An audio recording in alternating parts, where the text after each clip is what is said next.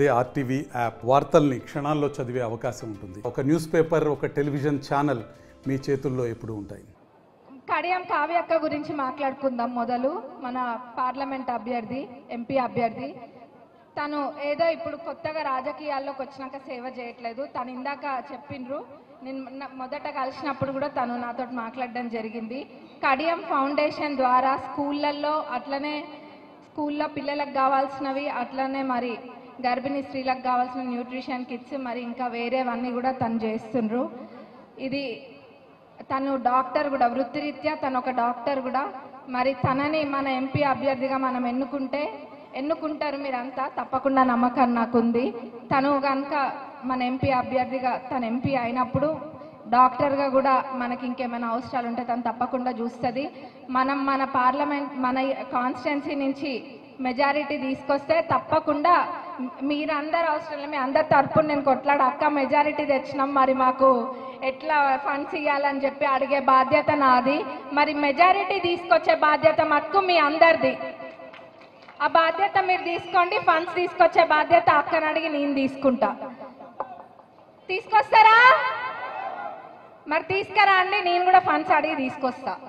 ఇదే కాదు, ఇప్పుడు కాంగ్రెస్ పార్టీ గురించి మాట్లాడుకుంటే, కాంగ్రెస్ పార్టీ అధికారంలోకి వచ్చినాక మనకు తెలిసిన విషయమే, 7 లక్షల కోట్ల అప్పు ఉన్నా కానీ కాంగ్రెస్ పార్టీ ఎక్కడ కూడా వెనకడుగేయలేదు.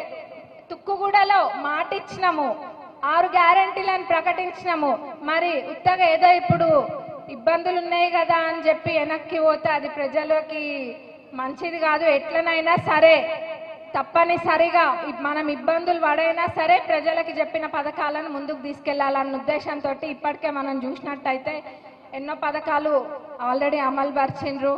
మహిళలకి, మొదట మహిళలు కాబట్టి మహిళలకి ఉచిత బస్సు ప్రయాణము, మరి అట్లనే ఆరోగ్యశ్రీ ద్వారా 10 లక్షలు, గ్యాస్ సిలిండర్ 500కే గ్యాస్ సిలిండర్, 200 యూనిట్ల కరెంటు ఫ్రీ. మరి ఇప్పుడు కోడ్ తర్వాత ఇల్లు కూడా వస్తాయి, అందరికీ ఇన్కమ్ ఇల్లు కూడా వస్తాయి. ఇది గత 10 ఏళ్లలో మరి ఇల్లు ఇస్తామన్నారు, ఏదేదో అన్నారు కానీ ఎక్కడ ఏవి రాలేదు. కాబట్టి ఇప్పుడు ఈ కోడ్ తర్వాత మనకి ప్రతి నియోజకవర్గానికి ఇల్లు తప్పకుండా వస్తాయి. మరి ఇప్పుడు ఇదే కాదు, కాంగ్రెస్ పార్టీ ఎక్కడ తుక్కుగూడలో అయితే ఈ 6 గ్యారెంటీలు ప్రకటించిండ్రో, మొన్న అదే తుక్కుగూడలో ఏం ప్రకటించిండ్రు? 5 న్యాయాలు, 25 గ్యారెంటీలు అని ప్రకటించిండ్రు. ఇవి ఎట్లయితే అమలు పరుస్తుండ్రో అవి కూడా కాంగ్రెస్ పార్టీ అట్లనే తప్పకుండా అమలు పరుస్తుంది. మీరందరూ కూడా నమ్మకం ఉంచండి. ఏది ఎట్లున్నా కాంగ్రెస్ పార్టీ మాట ఇచ్చిందంటే వెనక్కి తగ్గేదే లేదు. మరి బీజేపీకి ఎందుకు ఓటేయాలి ఒక్కసారి అందరు ఆలోచించండి. మత కలహాలు సృష్టిస్తున్నందుకు బీజేపీకి ఓటేయాలా, లేకపోతే 2 కోట్ల ఉద్యోగాలు సంవత్సరానికి ఇస్తా అని చెప్పి ఇయ్యనందుకు ఓటేయాలా, దేనికి వేయాలి? రాజ్యాంగాన్ని రద్దు చేస్తా అన్నందుకు వేయాలా మనం బీజేపీకి ఓటు? ఒకసారి మీరు అందరు కూడా ఆలోచించండి. కాంగ్రెస్ పార్టీ, సోనియమ్మ, రాహుల్ గాంధీ గారు ఎప్పుడు కూడా పదవులు ఆశించలేదు. వాళ్ళ కుటుంబంలో రాజీవ్ గాంధీ గారైనా, ఇందిరాగాంధీ గారైనా ప్రాణత్యాగం చేసిండ్రు. అయినా కానీ ధైర్యం సన్నగిల్లగుంటా సోనియమ్మ, రాహుల్ గాంధీ గారు ఇప్పటికీ కూడా దేశ ప్రజల కోసం పోరాడుతూనే ఉండ్రు. మరి అట్లాంటి రాహుల్ గాంధీ గారిని ఈరోజు మనం ప్రధానమంత్రి చేయాలంటే మరి దానికి మీ అందరి సహకారం తప్పకుండా అవసరం. మీరు అందరు సహకరించాలని నేను కోరుకుంటున్నా. బీఆర్ఎస్ పార్టీ వాళ్ళకి ఎందుకు ఓటేయాలి మనం? గత 10 సంవత్సరాలలో మనకేమైనా చేసిండ్రా? వాళ్ళు ఏం చేయలేదు, అన్ని అబద్ధాలు చెప్పుకుంటా ముందుకు వచ్చిండ్రు. అది చేస్తున్నాం, ఇది చేస్తున్నాం అని తప్ప ఆడ చేసింది ఏం లేదు. మొన్నటికి మొన్న రైతుల విషయానికి వస్తే ఇక్కడ దేవరుప్పల మండలంలోని ఒక తండకు వచ్చి ఎంత రాదాంతం చేసిండ్రు అన్నది అందరికీ తెలిసిన విషయమే. ఇక్కడ పాలకుర్తి ప్రజలు అందరికీ వాస్తవాలు తెలుసు, అక్కడ ఏమైంది ఆ పంటలో అన్నది. అది నేను మళ్ళీ వివరించి ఈ సమయం వృధా చేయను. మరి ఇవన్నీ కూడా మీరు గమనించాలి. వాళ్ళు పంట నష్ట పరిహారం గురించి మాట్లాడినరు. మరి పోయిన సంవత్సరము నష్టం కలిగితే పంటలకు వాళ్ళు వచ్చి 10,000 ఇస్తా అన్నారు. మరి ఇక్కడ ఇంతమంది రైతన్నలు ఉన్నారు కదా, ఒక్కరికన్నా నష్టపరిహారం వచ్చిందా?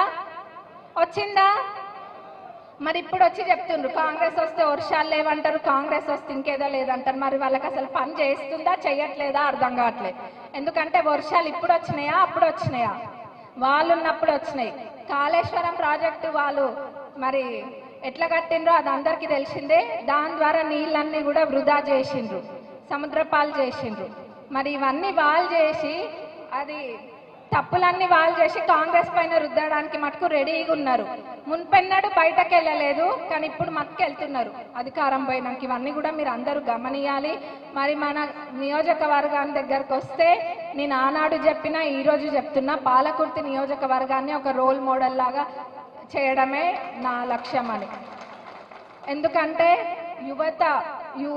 యూత్కి కూడా నేను చాలా మాట ఇచ్చినప్పుడు యువతకు కూడా మాట ఇచ్చి మళ్ళీ వెనకకు పోవడం అనేది ఉండదు. తప్పకుండా చెప్పినవన్నీ కూడా చేస్తాం. మరి ఇదే పాలకుర్తిలో డిగ్రీ కాలేజ్ అన్నాం, అది కూడా తప్పకుండా అవుతుంది.